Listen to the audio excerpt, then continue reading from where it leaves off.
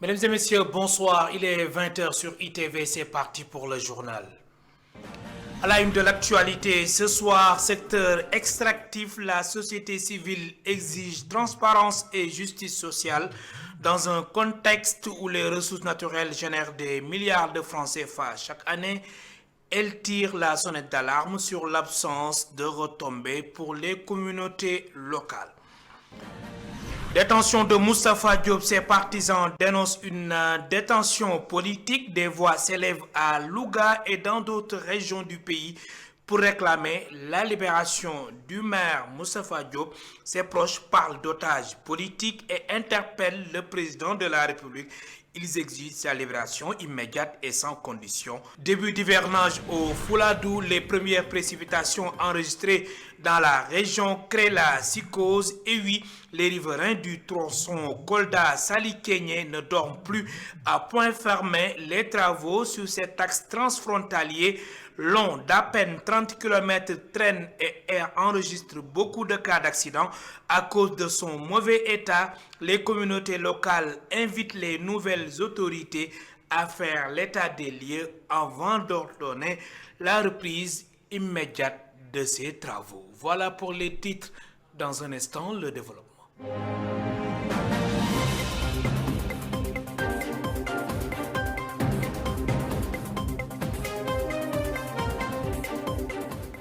Secteur extractif, la société civile exige transparence et justice sociale dans un contexte où les ressources naturelles génèrent des milliards de francs CFA chaque année. Elle tire la sonnette d'alarme sur l'absence de retombées pour les communautés locales. Réunis autour d'un consortium, Oxfam Sénégal, Women in Mining, ENDA Lead, le CESTI et le Forum civil interpellent la 15e législature et appellent à une gouvernance plus transparente et équitable du secteur extractif. Explication avec Elisabeth Grastine et Pape Mafalfal.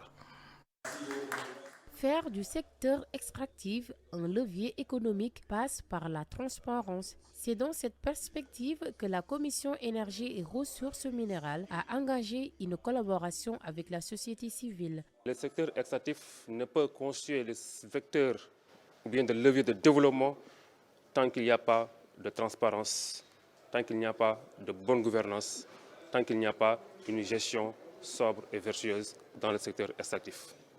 Raison pour laquelle nous, en tant que députés chargés effectivement du contrôle de l'action du gouvernement, on ne ménage aucun effort pour en tout cas booster le secteur dans ce sens. Et c'est aussi la raison pour laquelle, depuis notre installation, on s'est toujours collaboré avec la société civile. Le consortium composé de Oxfam Sénégal, Women in Mining, ENDA Lead, du CESTI et du Forum civil a présenté un agenda de plaidoyer à l'intention de la 15e législature. Cet agenda s'articule autour de 3 axes majeurs, parmi lesquels la transparence et la redevabilité. Nous avons dit qu'on parle de transparence dans la gouvernance, mais également dans la redistribution des revenus. Et on est venu là-dessus au début de nos propos. C'est une chose de pouvoir s'assurer que l'on contrôle les données ou qu'on partage les données sur les revenus issus des industries extractives, mais il faut aller plus loin et s'assurer que la redistribution de ces revenus-là également soit faite de manière transparente. La promotion de la justice fait également partie des propositions soumises à la Commission. Alors, l'autre axe concerne la justice sociale. Et là, nous nous préoccupons de l'équité qu'il y a dans la redistribution de ces ressources-là.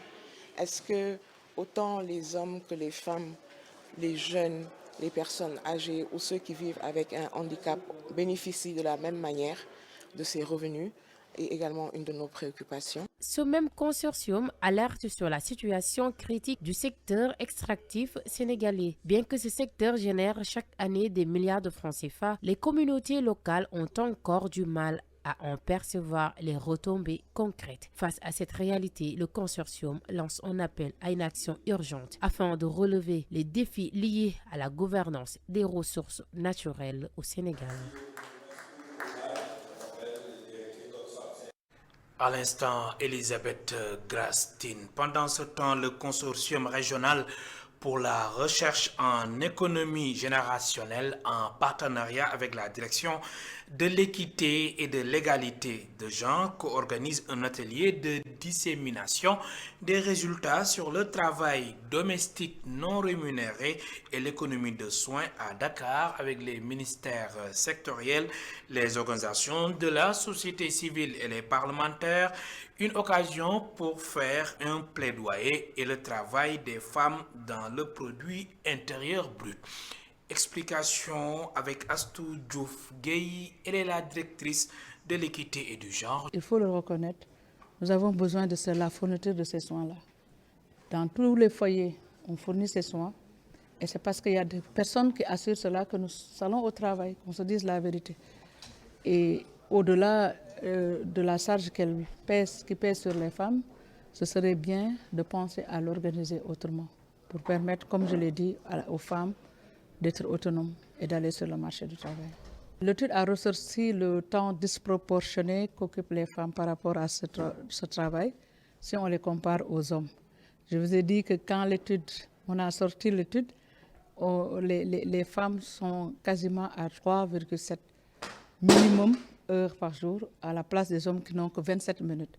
Vous avez vu l'écart et quand on cumule ça par semaine, les hommes sont à 0,575 alors que les femmes sont à 13 et quelques. Donc les femmes font 15 fois plus de temps sur le travail de soins que les hommes. C'est normal, nous sommes dans une société qui traditionnellement a conféré ce rôle social à la femme.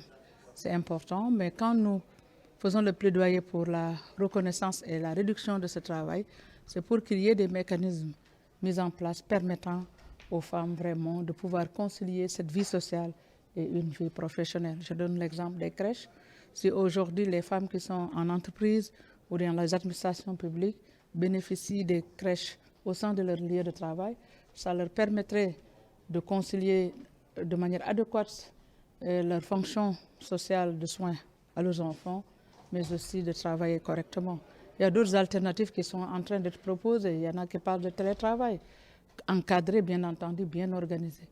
Et même d'organisation des métiers de soins. Vous savez que beaucoup de femmes ont des aides ménagères ou des gens de maison qui travaillent chez eux, mais ce travail il n'est pas assez structuré, assez organisé.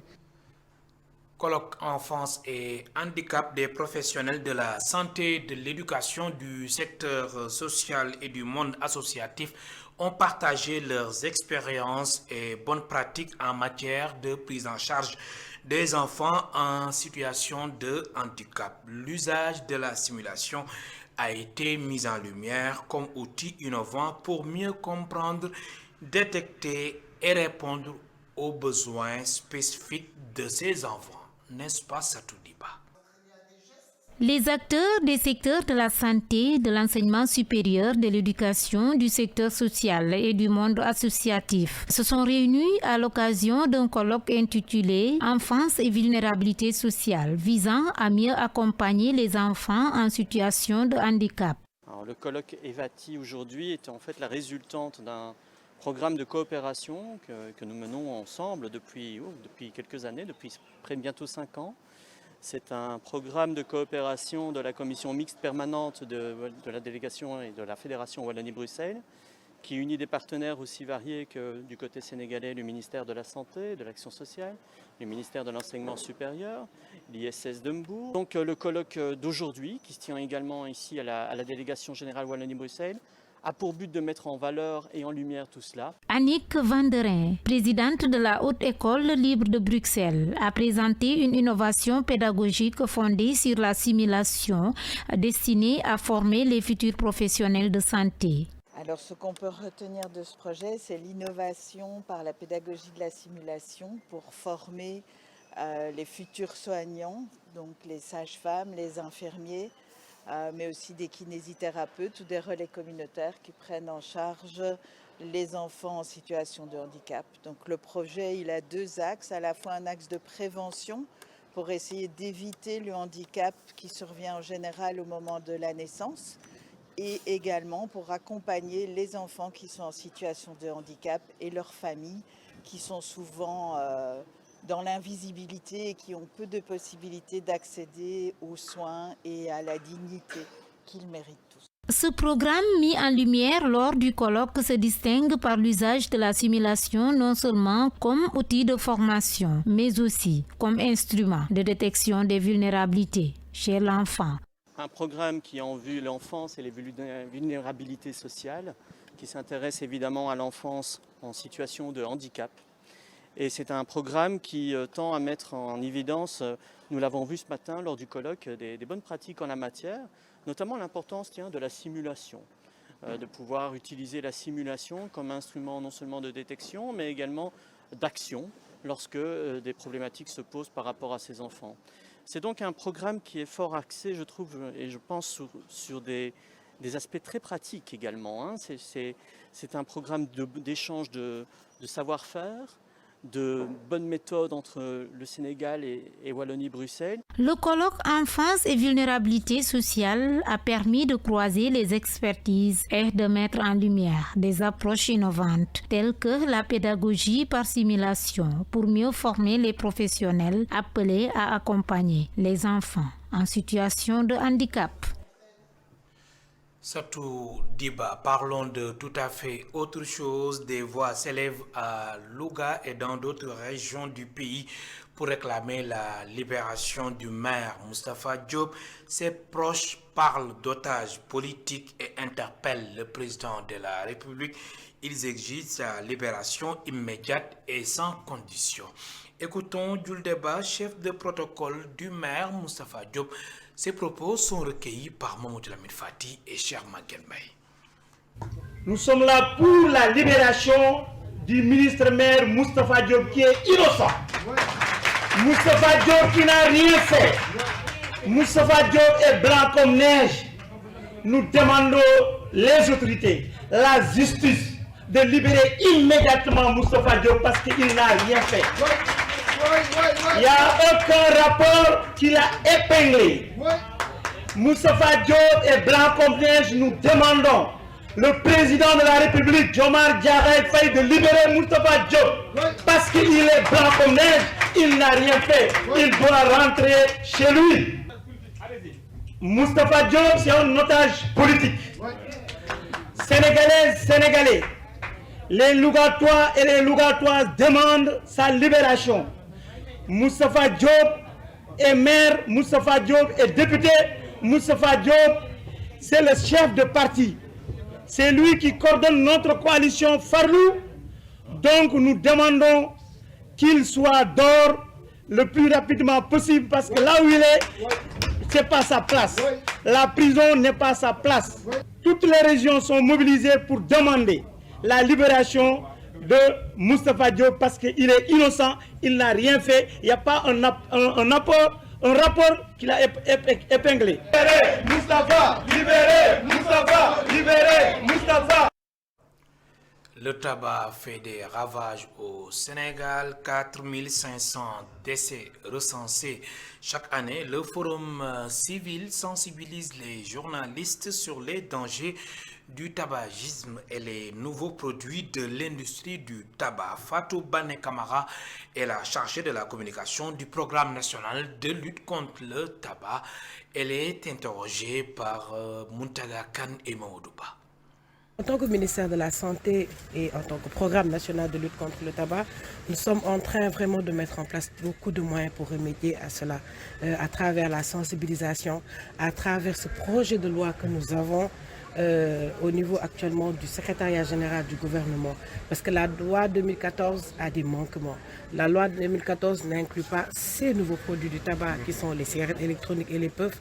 Donc nous avons réviser la loi pour introduire tous ces nouveaux produits et les interdire et que pour que les jeunes ne les utilisent plus. Donc nous attendons que ça passe en Conseil des ministres, ensuite à l'Assemblée nationale pour que vraiment ces produits-là soient interdits sur le territoire national. C'est une zone touristique, ce sont les touristes la plupart du temps qui amènent ces produits-là dans cette zone, qui ouvrent même ces boutiques-là dans cette zone. Donc je pense qu'il y a beaucoup de travail à faire sur cette zone-là pour que l'on puisse plus utiliser ces produits-là. En attendant que la loi soit là, je pense que vous les journalistes, et ainsi que les acteurs communautaires, les Badjanogor, etc., vous devez vous battre pour que ces produits-là ne soient plus vendus dans votre localité, parce que c'est des produits qui ciblent exclusivement les jeunes. Et le dommage est que ce sont des produits qui peuvent contenir du cannabis, du THC, de la drogue, et vous savez que tous ces produits existent dans votre localité. Donc pour que ça n'arrive pas aux jeunes et que ça ne détruise pas votre jeunesse, je pense qu'il faudrait faire ce combat-là, il faudrait qu'on le mène sur un plan vraiment multisectoriel. Je vous le disais dans les titres, début d'hivernage au Fouladou, les premières précipitations enregistrées dans la région créent la psychose. Et oui, les riverains du tronçon Kolda-Salikényé ne dorment plus à point fermé. Les travaux sur cet axe transfrontalier, long d'à peine 30 km, traînent et enregistrent beaucoup de cas d'accidents à cause de son mauvais état. Les communautés locales invitent les nouvelles autorités à faire l'état des lieux avant d'ordonner la reprise immédiate des travaux. Seydou Diatta. La région a enregistré ses premières pluies et ce n'est pas forcément une bonne nouvelle pour tous, notamment les usagers de l'axe Kolda-Salikényé encore en chantier qui tirent sur la sonnette d'alarme. Vous avez vu déjà, avec les fines pluies qui sont tombées, l'eau stagne déjà sur la route. Ce n'est pas bon signe pour nous, les usagers. Nous avons peur de ne plus utiliser cette route-là. Parce que non seulement les engins vont patauger, il y aura beaucoup de risques d'accident. Ça c'est sûr. Parce que l'eau ne circulera pas normalement parce que leurs voies traditionnelles de ruissellement sont bloquées. Depuis que les travaux ont commencé, les populations courent des risques. Donc nous avons jugé nécessaire d'alerter encore à nouveau les autorités pour qu'ils puissent vraiment protéger les populations contre l'état de la route impraticable à l'heure actuelle. Pendant ce temps, certains engins ont quitté le chantier tandis que d'autres sont stationnés à la base. Alors que la durée des travaux sur cet axe vital pour les trois communes que sont Dioulacolon, Salikényé et Guiro-Yoro-Bokar était prévue pour 1 an et demi. Malheureusement, l'arrêt des travaux a fini par faire de cet axe transfrontalier l'un des plus accidentogènes dans le département. Le chantier est à l'abandon, on ne sait pas pourquoi. Les accidents sont fréquents. Tout récemment, le bus qui quittait Dakar venir à Salikényé, à son niveau, est tombé là, au virage. Donc, on interpelle l'État. On nous avait dit que les travaux allaient durer 18 mois. Et voilà que plus de 2 ans, déjà les travaux sont à cet état. Une route qui traverse 3 communes, distante de moins de 30 km. Est-ce que c'est un fardeau pour l'État? Autre question jusque-là sans réponse, l'indemnisation des familles impactées par le projet. Le responsable de l'ouvrage nous a dit qu'un recensement a été fait tout au long de la route de ces 3 communes. Il y avait des arbres fruitiers, des maisons, il y avait des boutiques qui sont cassées pour élargir la route. Mais jusqu'au moment où je vous parle, aucune famille impactée n'a été indemnisée. Cette situation n'est pas singulière à l'axe Kolda-Salikényé. Beaucoup de chantiers sont à l'arrêt à Kolda. Les communautés locales invitent les nouvelles autorités à faire l'état des lieux et ordonner la poursuite des travaux au nom de l'équité territoriale. À l'instant, Seydou Diatta, notre correspondant permanent à Kolda. À Ziguinchor, l'Union nationale de mise en œuvre du cadre intégré renforcé a organisé un atelier de sensibilisation axé sur les activités agro-industrielles et les politiques de préservation de l'environnement. Au total, 25 personnes, majoritairement des jeunes et des femmes impliquées dans la transformation des produits agroalimentaires, ont bénéficié de cette session de renforcement de capacité. Écoutons Ousmane Ka, le coordonnateur de l'Union nationale de mise en œuvre du cadre intégré renforcé. Ces propos sont recueillis par Hassan Ba et Daouda Sambou. Aujourd'hui, c'est extrêmement important pour ceux qui sont dans les activités économiques ou agro-industrielles de se formaliser, notamment de disposer de registres de commerce, de NINEA, mais également de l'autorisation FRA pour ceux qui sont dans la transformation. L'autre aspect également que nous avons abordé dans le cadre de cette session de formation, c'est de voir vraiment comment accompagner les bénéficiaires vers le respect des bonnes pratiques agro-industrielles, notamment les règles d'hygiène, les règles de qualité, mais également les normes.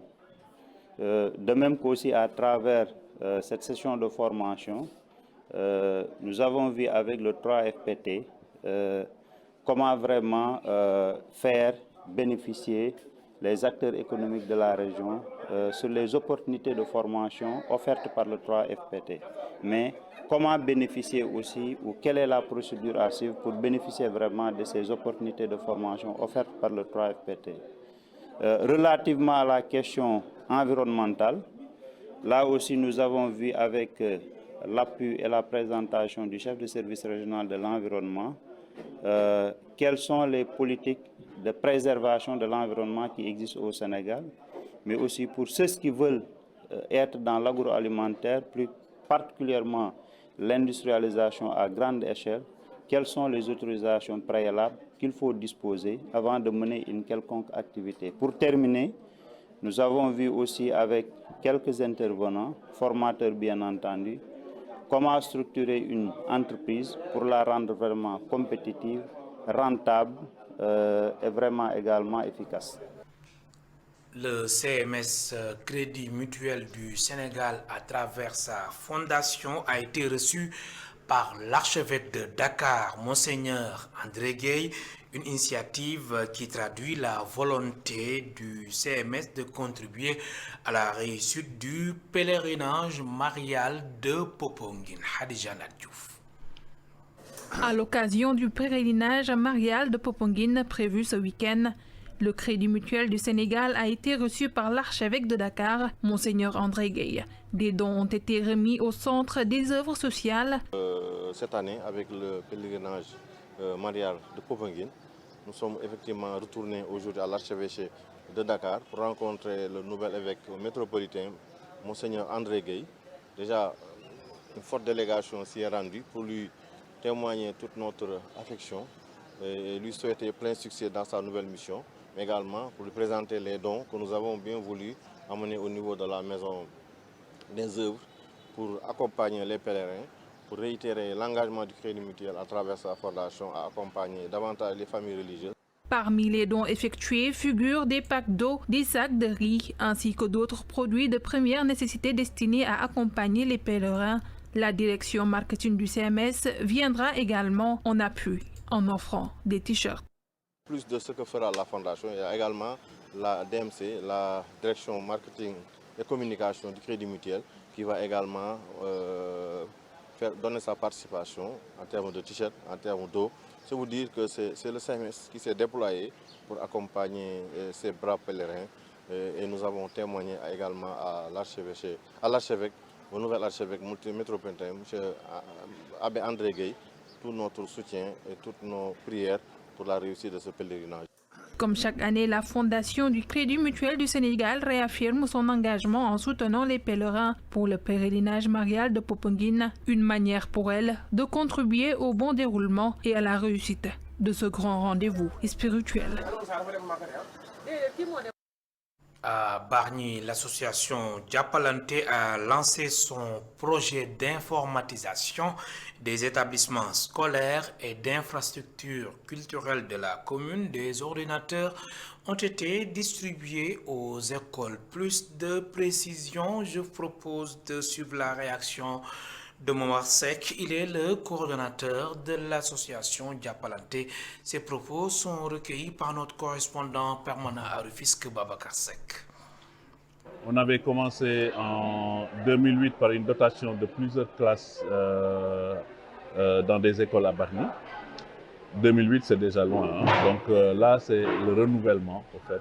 Et on a des machines toutes neuves qu'on est en train d'offrir à 5 écoles. Donc des écoles primaires qui vont avoir des salles d'ordinateurs composées de 20 machines qui constituent une base, en fait, que nous pouvons chaque année revenir avec une ou deux machines de plus pour pouvoir. L'objectif, c'est de contribuer à ce qu'on a de plus cher et de plus important, qui est l'éducation. Parce qu'à la base, je suis enseignant.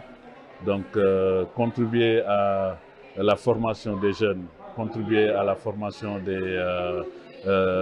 des esprits du futur, je pense que c'est une obligation. Parce que l'enseignant, en quelque sorte, c'est celui qu'on dit qui se lève tous les matins pour le chemin de réussite des autres, en fait, pas fondamentalement de lui. C'est pourquoi, à côté de l'enseignement dans les écoles, on a poussé les élèves à venir s'inscrire à la médiathèque. Donc on a parrainé 200 enfants pour un parrainage qui s'appelle Parrainage Team Crosson, que les élèves viennent participer régulièrement aux activités de la médiathèque. Dans quelques instants, votre émission, l'invité de la rédaction d'ITV, reçoit ce soir professeur Oumar Absatou Niass, professeur titulaire des universités et par ailleurs directeur de l'ITNA, Institut de technologie nucléaire appliquée. C'est la fin de ce rendez-vous avec l'actualité sur ITV. Merci de nous avoir suivis. Bonsoir.